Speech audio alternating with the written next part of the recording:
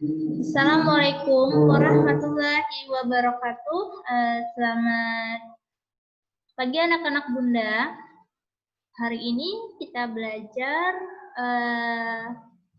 tentang pembelajaran IPS ya. Bunda share materi kita pada hari ini. Oke. Ada beberapa hal yang akan kita bahas kali ini. Ada 3 materi yang akan Bunda sampaikan. Itu adalah yang pertama adalah mengenai keadaan fisik wilayah, ya, keadaan fisik wilayah. Terus juga ada lagi materi kita pada kali ini. Selain itu adalah dampak negatif kondisi geografis di Indonesia. Dilanjuti dengan fungsi bandara dan pelabuhan. Next, hari ini kita belajar lanjut ke keadaan fisik wilayah. Keadaan fisik wilayah yaitu adalah berupa iklim. Ya, kita tahu kalau iklim itu adalah cuaca dan keadaan permukaan bumi atau ketampakan alam. Jadi ada 2. Yang pertama adalah iklim, yang kedua adalah kenampakan bentuk permukaan bumi atau ketampakan alam. Kalau yang berkaitan dengan alam, artinya adalah sesuatu yang sudah diciptakan Allah, itu sudah dari asalnya seperti itu, nak ya. Oke, kita masuk ke yang pertama adalah iklim. Iklim itu adalah cuaca. Kita tahu bahwa Indonesia itu merupakan cuaca yang beriklim tropis ya. Kenapa bisa disebut dengan iklim tropis? Selain juga Indonesia ini ada di garis khatulistiwa, kita juga memiliki ciri-ciri. Salah satu adalah suhu udara yang sangat tinggi ya. Ada juga itu adalah mengenai curah hujan yang sangat tinggi, penyinaran matahari sepanjang tahun. Terus juga adanya lama siang dan malam itu sekitaran 12 jam. Baik itu malam, baik pun itu siang, itu ber-12 jam. Ya. Ada 3 jenis iklim yang mempengaruhi wilayah Indonesia. Yang pertama adalah iklim musim, iklim laut, dan iklim panas. Kalau iklim musim itu biasanya dia problemnya ke perubahan cuaca. Nah ya, kalau iklim laut itu biasanya karena kondisi oleh angin laut. Kalau panas itu bersifat tropis yang berkaitan dengan keadaan. Kita bahas satu persatu. Iklim musim, ya, atau yang disebut dengan iklim muson. Jadi sama saja, nak ya, iklim musim atau iklim muson. Iklim ini sangat berpengaruh oleh angin musiman yang berubah-berubah setiap periode tertentu. Ya, nak ya, jadi ada perubahan-perubahan selama 6 bulan ya. Ada 2 jenis musim. Yang pertama itu adalah musim angin musim bagian daya. Ada juga yang namanya angin musim timur laut ya.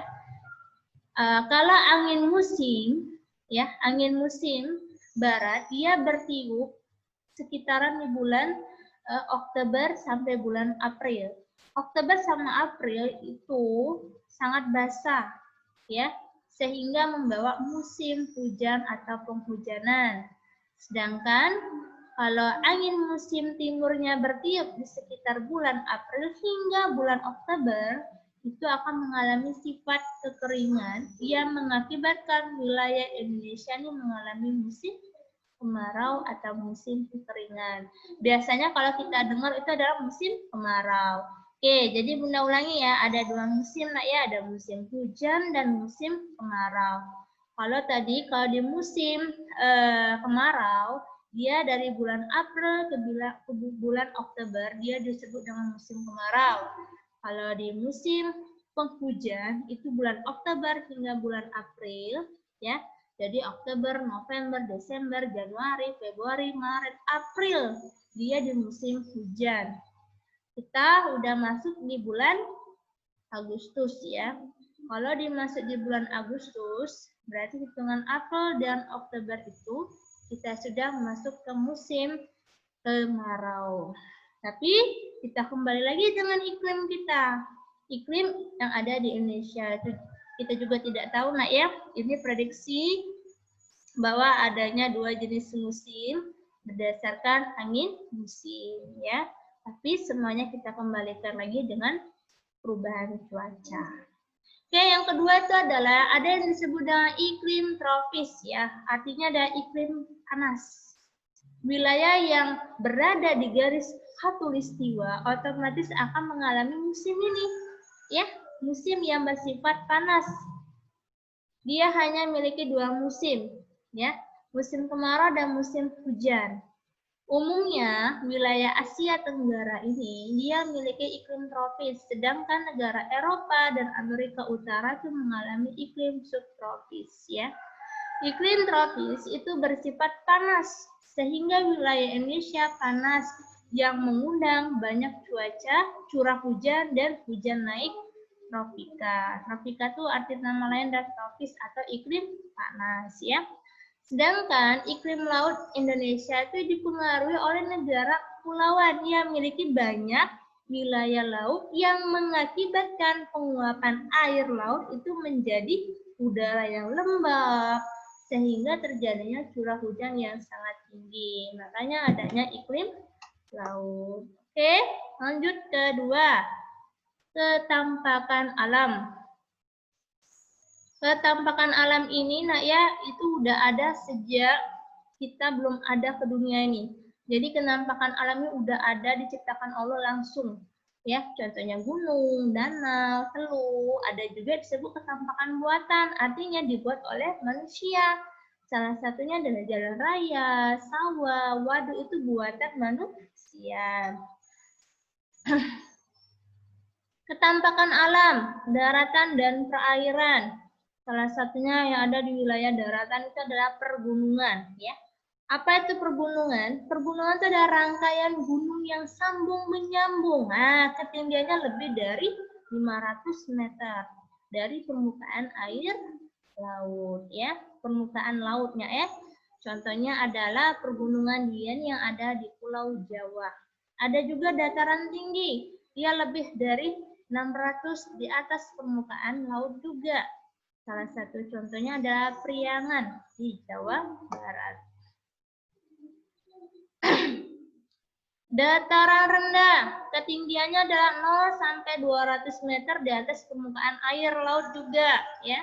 Tapi dia lebih rendah. Kayak tadi kan 500, 600. Kalau dataran rendah itu dia masih tetap di antara 0 sampai 200 meter, tapi dia berada di atas permukaan air laut tetap, ya.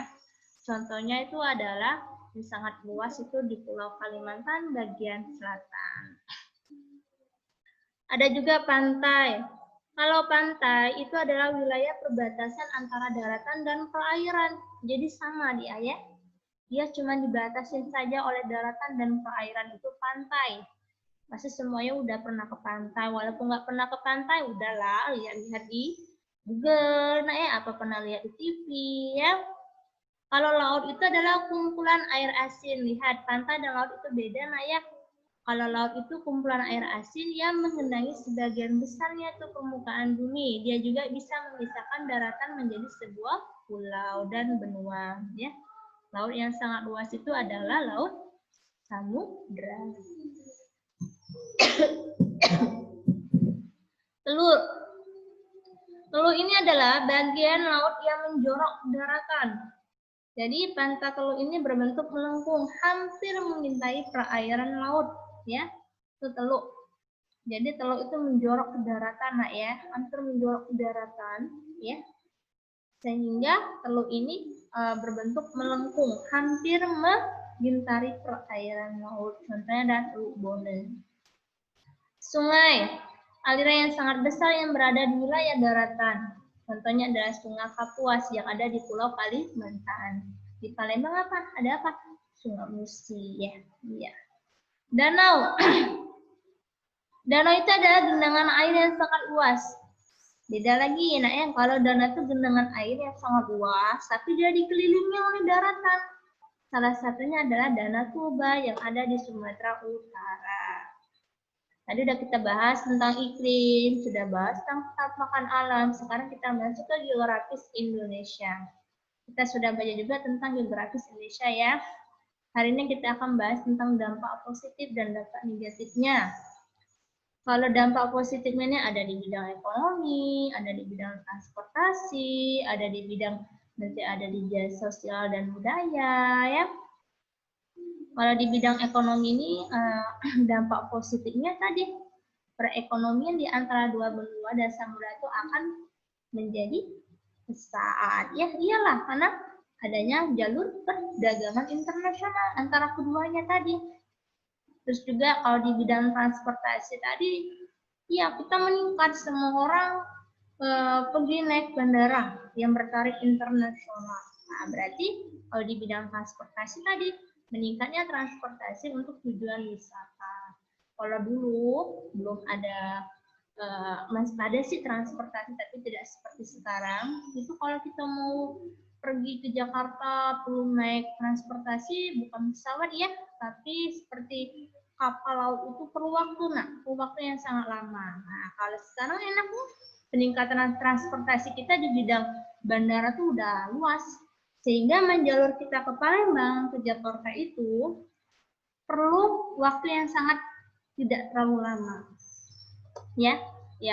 Kalau di bidang komunikasi tadi, kita nggak bisa bahasa Inggris karena terjadinya hubungan antara negara-negara lain, sehingga bahasa Inggris di Indonesia itu udah mulai menjadi internasional. Perlu, jadi menjadi kebutuhan kita untuk bisa berbahasa Inggris. Selain itu juga ada bahasa-bahasa asing juga ya. Terus juga kita akan kaya beraneka bahasa. Itu dampak dari geografis tadi, Nak. Kalau di bidang sosial budaya tadi, lihat modern pakaian sekarang ya, pakaian Indonesia semakin modern. Kenapa? Karena tadi ada budaya lokal yang masuk ke Indonesia. Kita saring, kita lihat, jangan semuanya kita ambil, tapi kita lihat dulu, kita saring dulu. Yang baik kita ambil, yang tidak baik kita tidak usah mengambilnya ya. Tadi selain dia pakaian, kita juga mudah menyebarkan budaya Indonesia. Indonesia tuh bisa menyebarkan budaya-budaya Indonesia itu untuk negara-negara lain. Sebaliknya juga seperti itu ya. Dampak negatifnya tuh, pertama, rawan mengalami bencana alam. Pasti itu Nak ya, adanya rawan mengalami bencana alam. Juga sirkulasi musim hujan dan kemarau juga itu mengakibatkan beberapa daerah itu mengalami kekeringan, ya ada juga mengalami kebanjiran ketika di musim hujan. Terus juga banyak pintu masuk yang ilegal, ya.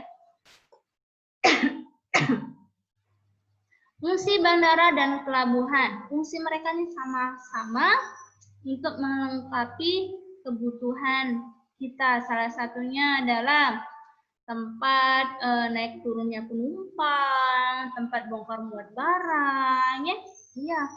Terus juga tempat kita melakukan sesuatu biar lebih mudah. Bandara kalau kita mau pergi jauh kan bisa ada namanya bandara. Jadi ada istilah, ada bandara udara, ada pelabuhan.